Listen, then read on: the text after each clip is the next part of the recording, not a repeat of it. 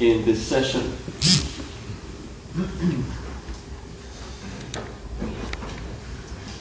Hello everyone, I'm glad to be here with academic and professional journalists and discuss data journalism or trends in data journalism.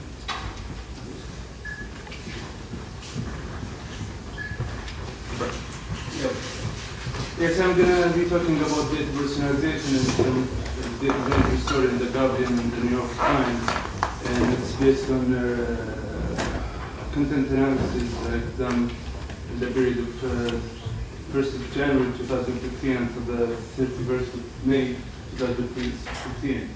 And I investigated more than 1,000 articles, or more than 1,000 articles about data journalism, and we reduced the amount until 63 articles that had data personalization component in our study.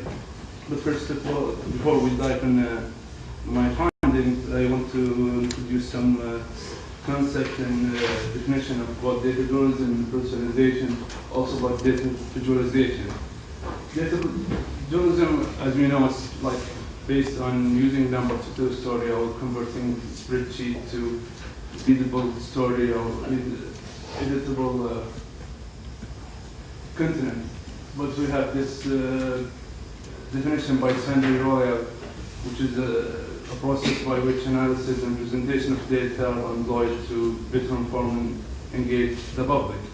Here in this definition, you could find the customization, which is user has the ability to control the content, which is the nerve of data personalization. Data personalization will, as we maybe we'll see it in the other slide, it's about procedure that change the functionality interface and the information content to make the content more relevant to the audience. And so, data personalization, we can see it's a tool of storytelling which enables the audience to learn something about themselves, how they're affected by a budget, or how the global warming affects us, or me and you, not like the old people. And both Roadshow actually categorized the personalization for 3 dimensions, which is the demographic and geographical information and personal interest, which people have this kind of information they could use for the content to figure out how this content is relevant to them. Why data personalization? Actually, we live in the era of open data, and we have this the emergent concept of information overload. People tend to have this kind of information, so data personalization tries to reduce this amount of people by personalizing the stories or personalizing the content. And some other extent, like Facebook or another social media, we have this customization tools that customize the content for you, which is different between the data personalization term of journalistic practice. Also, the audience engagement. Usually, audience tend to have or tend to engage with the content that they have control over. Also, the relevancy of content and the user interest in the story is similar, because some story that didn't drive a lot of interest in it, like global warming. A lot of people, if they read an article about global warming, they might be not interested in the actual information, but when we present it as with using data visualization as a personalization content, they will understand how that problem will affect us or will affect our family. Why not data personalization? Here we have maybe some ethical issue with data personalization, because it really ignores the wider picture. If we speak about some crisis like global warming, it maybe represents the problem how it will affect us, but it tends to represent how the problem will affect the world or the population of the earth. Also, sometimes it needs to be combined by text or image to give the meaning of the concept, because people sometimes, when using the data visualization or interactive component in the story, they didn't get the meaning of the story. Also, it has difficulties in terms of production, the data personalization is not always the most appropriate storytelling for every story. So usually newspaper or news organization will use it when they could use the same content rapidly, like budget story or some story about like global warming or education and the place of people in education. Also, it's very labor intensive.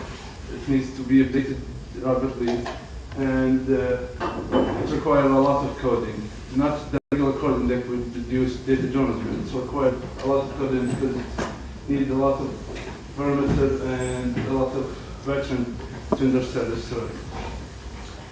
The finding, or before going to my findings, actually I looked into three elements of data personalization. The first element was the characteristic of data personalization story, which includes the subject and the data visualization, and the additional scientific one and the source of information. So this is the subject covered by data personalization story. You can see the social issue like marriage or racism has the primary subject that's covered by data personalization story. In terms of data visualization, you can see the New York Times and the Guardian rely on using diagrams in data personalization story. Diagrams include bar chart and bar, but they using like infographics, which is well-known data visualization form in their story. In terms of the additional scientific mode, the Guardian and New York Times usually use around 80% of the time they use or combine their content with the text and image to describe the content or to give more context about it.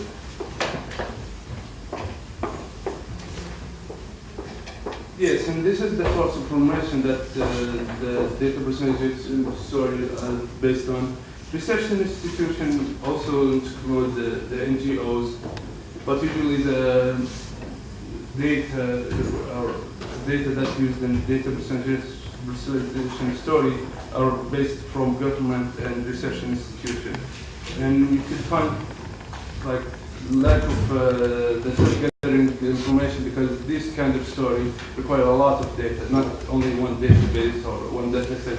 It's maybe more than 3 or 4 data sets. And that second element that I looked in my analysis, it was about the personalization and the interaction of the data personalization story in the New York Times and the Guardian. And the first one was about the categories that journalists or the newspaper use to make the story personal or to personalize the story.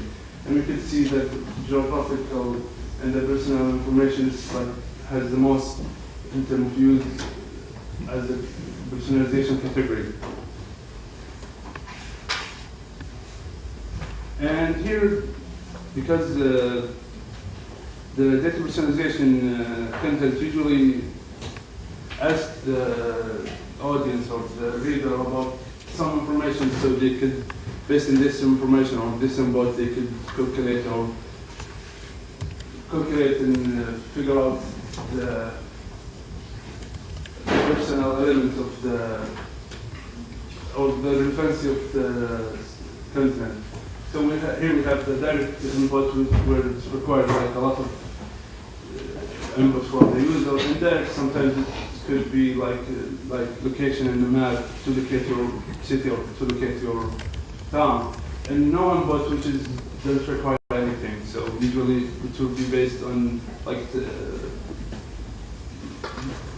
blind or blade to see your city or your country. In terms of interactivity in data personalization story, we have like difference between the low and medium and high. High, which is gives you the ability to compare to compare between 3 or more than 4 data sets. Medium, which is 2 or more, and low, 1 data set. None there is no interactivity at all. And yes, one of the main elements of data personalization, it has the adaptation component, which is adapt the content based on your input. Sometimes some articles, if you put your information, it will adapt to your input. So it will change the interface, it will change even the content and the information on it. Thank you.